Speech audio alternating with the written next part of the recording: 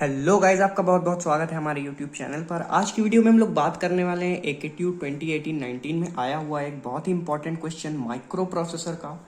ये micro processor की basically पहली वीडियो होने वाली है जिसमें हम लोग बात करेंगे evolution of the micro processor के बारे में।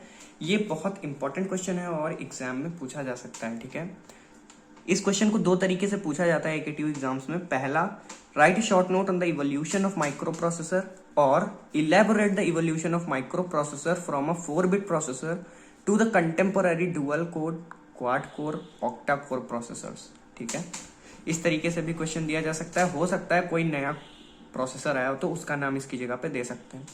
ठीक है, तो आप लोग समझिएगा कि बेसिकली ये इवोल्यूशन की ही बात हो रही है। जहां भी इवोल्यूशन का टर्म मिले माइक्रो प्रोसेसर से रिलेटेड, वहां पे आपको यही आंसर चिपकाना है।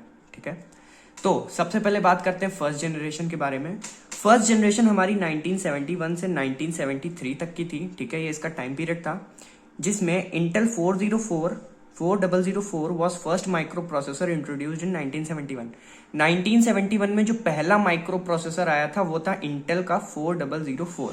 ठीक है, 4004 इवोल्व कैसे हुआ? ये इवोल्व हुआ जब जब साइंटिस्ट एक कैलकुलेटर का चिपसेट बना रहे थे, तब उन लोगों ने इवोल्व किया इंटेल 4004 प्रोसेसर को। ठीक है, उसके बाद आगे लिखा हुआ है after 4004 3 other microprocessor were introduced, namely 8-bit 8008, Rockwell International PPS4 and National Semiconductor 16-bit IMP16। ठीक है, तो बेसिकली अगर तीन नाम देखें तो एक इंटेल का, ये तो 4-bit का था 4004, 8-bit का इंटेल का एक और प्रोसेसर लॉन्च हुआ जो कि 8008 नाम से था।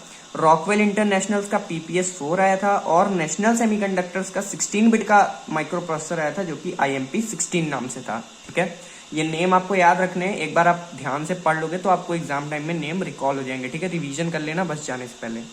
ठीक है, फिर लास्ट पॉइंट क्या लिखा हुआ है? First generation micro processors are designed using PMOS tech, यानी कि PMOS टेक्नोलॉजी का यूज करके इन माइक्रो प्रोसेसर्स को डिजाइन किया गया था। PMOS क्या होता है?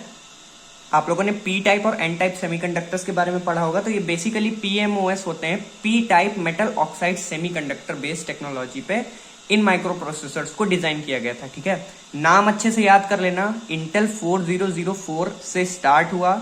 ठीक है, वो बना था एक कैलकुलेटर चिपसेट इवोल्व करते करते। ठीक है, उसके बाद इंटेल 4004 के बाद 8-bit का प्रोसेसर आया इंटेल का 8008। रॉकवेल इंटरनेशनल का आया PPS4, या फिर अगर आपको रॉकवेल इंटरनेशनल नहीं याद रहता है तो आप डायरेक्टली PPS4 भी लिख सकते हो एग्जाम में। ठीक है, और IMP16 आया था जो कि 16-bit का प्रोसेसर था। ये तीन नाम आपको याद रखने। फर्स्ट जनरेशन कवर हो गई। अब बात करते हैं सेकंड जनरेशन के बारे में।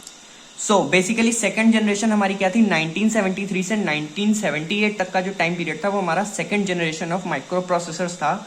After 1973, second generation microprocessors such as Motorola 6800, 6809, Intel 8085 and Intel 8086 अभी हम लोग आगे देखेंगे।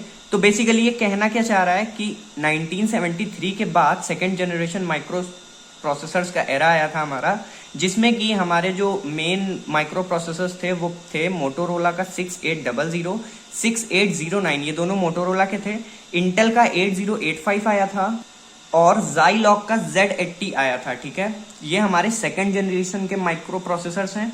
These were designed using NMOS tech, यानी कि N type metal oxide semiconductor technology का यूज करके इन्हें डिजाइन किया गया था। ठीक है, याद रखना है। First generation P type, second generation N type. Third generation की बात करें तो ये 1979 से 1980 तक का टाइम पीरियड था। ठीक है, after 1978 third generation micro processors were introduced, namely कौन कौन से प्रोसेसर्स थे? इंटेल का 8086, 80186 और 80286, ये तीनों ही प्रोसेसर इंटेल की तरफ से आए थे थर्ड जनरेशन में।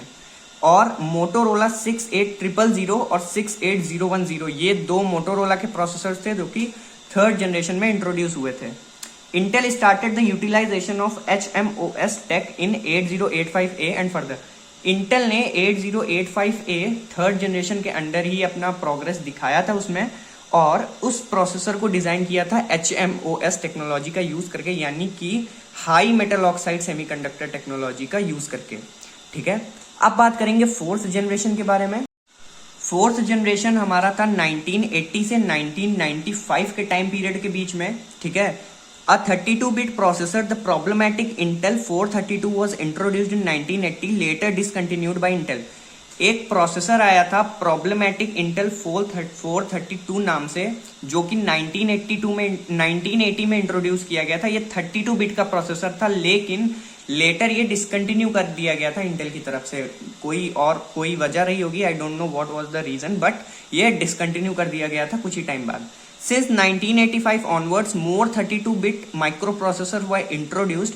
1985 के बाद और भी कई सारे 32 बिट के माइक्रोप्रोसेसर्स आए थे मार्केट में, जिसमें कि हमारा था मोटोरोला का MC68020, ठीक है, 68030 और इंटेल का था 80386।